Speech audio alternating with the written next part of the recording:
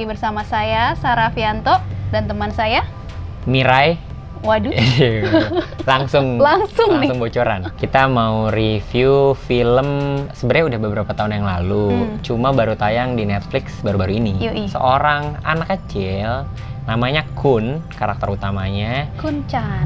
Dia baru saja punya adik perempuan, namanya Mirai. Dari situlah muncul masalah. Karena si Kun ini cemburu gitu ya, merasa kehilangan perhatian dari orang tuanya. Tuh. Ceritanya tuh sesimpel itu, tapi ternyata kompleks juga isinya. Banyak banget poin-poin life lesson dah yang bisa kita dapat itu. Bisa dinikmati sama anak kecil, tapi sama orang dewasa juga. Mungkin pesannya tuh yang didapat mungkin beda juga gitu nggak sih? Punya adik lah pasti, mungkin pernah merasakan itu gitu, kayak kok nyokap bokap gue nggak ngelirik gue gitu. Itu kayak sebagai seorang kakak ya, iya, sebagai seorang kakak nih, curhat ceritanya. Iya, sama gue juga merasa seorang kakak, anjir gue banget, gue pernah ngerasain tuh namanya kehilangan perhatian gitu ya. Awalnya diajarin, awalnya diperhatiin, dikasih makan, jadi udah kerjain sendiri gitu ya. Maksudnya gue bukan orang yang sering nonton anime atau kartun ya, dan gue tuh lupa gitu rasanya pas nonton Mirai itu akhirnya ingat lagi kalau kartun tuh bisa seimajinatif itu dan seeksploratif itu, bisa aja lo bikin cerita nggak logis sama sekali, tapi kayak ya nggak apa-apa karena ini ya udah dunia sendiri lah tanpa ya, batas gitu loh. Dia ngasih lihat semacam equality di dalam apa ya, gender equality di dalam suatu hubungan keluarga gitu. Bapaknya akhirnya berhenti kerja jadi freelance biar bisa kerja di rumah gitu kan, bisa ngurusin anaknya, dan ibunya yang kerja. Ini kan suatu penggambaran keluarga yang cukup progresif gitu kan. Keren jadi aja menurut gue bapak dia rumah tangga ya kan. Dan ngasih lihat ya, maksudnya ya lo ternyata pekerjaan rumah tangga tuh nggak sesimpel itu gitu loh. Dia repot gitu ngurus anak sambil masak, harus sambil kerja juga, sambil kerja, capek lah dia, akhirnya ketiduran juga di meja gitu. Bener-bener.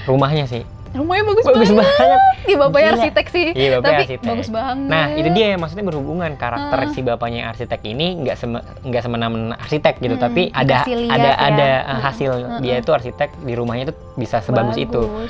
Tiap lantai itu beda ruang gitu kan, kamar, terus kayak dapur, ruang tengah, taman, ruang bermain gitu. Maksudnya tuh ada yang zut, naik turun gitu, kayak eskalator. Itu bagus banget sih menurut gue. Kayak bisa ngegambarin, wah gila, nih ruangnya kayak bagus banget. Tata ruangnya dapet ya. Dia gambarnya hebat sih. Bagus sih, dan itu soalnya kayak bukan rumah yang biasa kita lihat di film-film Jepang atau di anime Jepang, ya kan. Jadi itu cukup otentik dan menarik banget sih. Musiknya tuh tenang sih.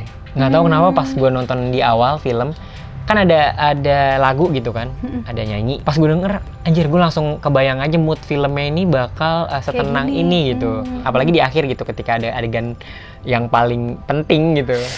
Itu musiknya pelan tapi soothing ya, enak. Kena aja gitu, gue ngerasa apa ya ini slice of life gitu, kehidupan yang sehari-hari lu rasakan, lu lalui gitu, entah di Indonesia atau di Jepang, tapi ya inilah hidup, asik gitu lah. Ngasih lihat kita dari perspektif jadi orang tua juga ya, kayak ternyata tuh jadi orang tua tuh bisa se-fulfilling itu loh. Kayak misalnya si bapaknya tuh terharu pas Kun bisa naik sepeda.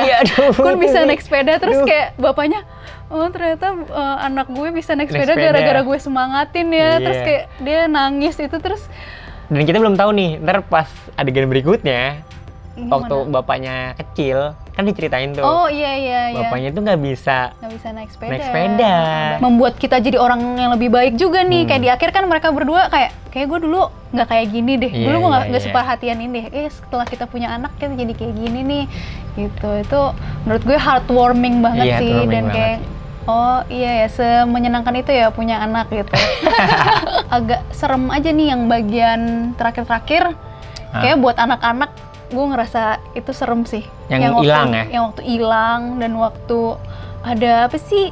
Gue lupa deh, yang ibunya kelihatan jadi kayak Obaba. Ya, yang itu kan sempat dibuka di buku ininya, buku cerita waktu awal. Itu serem sih.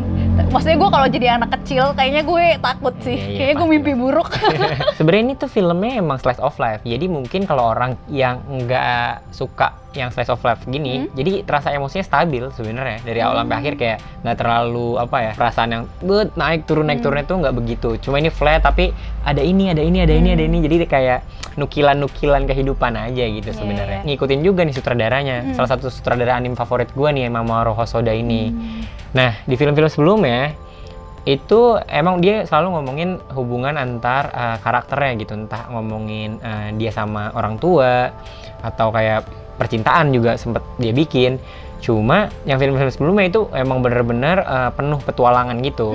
Di sini petualangannya justru malah nggak terlalu banyak. Oh gitu ya? Padahal gue ngerasa banyak loh. Banyak, emang kecil-kecil kan, tapi kalau yang kecil-kecil. sebelumnya tuh bener-bener dia masuk ke dunia mana, perjalanan panjang, abis itu baru balik lagi. Itu bedanya sih.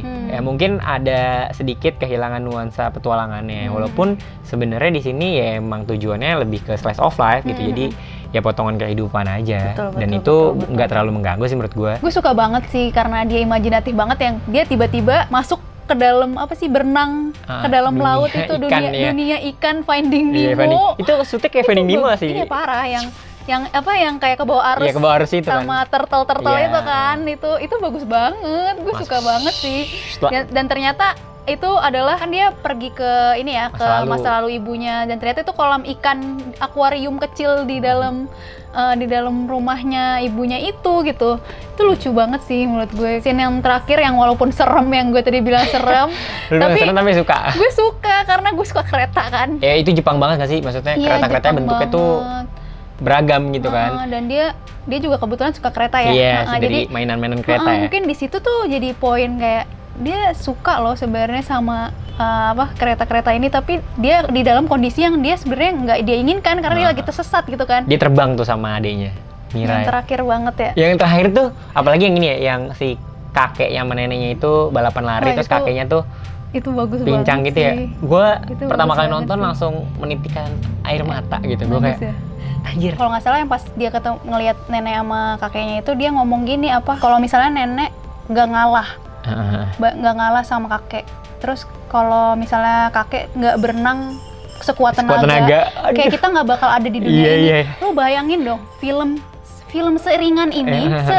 sesimpel itu tadi kok, tapi lo bisa, gue tau sih, gue tuh nonton itu jadi kayak mempertanyakan eksistensi gue gitu loh. Asik, kayak soalnya ya itu satu hal kecil banget yang mungkin lo nggak pernah sadar, tapi ternyata itu berdampak besar ya ke future Mirai. Dan ngomongin Mirai, iya bener, soalnya di situ sama si Mirai. Iya, sama Mirai. Keren banget menurut gue itu, gue nggak gue kayak bener-bener langsung. Nah, nilai langsung kita skor nih, berapa nih? 8,5. Oke. Suka banget. Gue sama sih 8,5. Anjir, sehari-hari banget.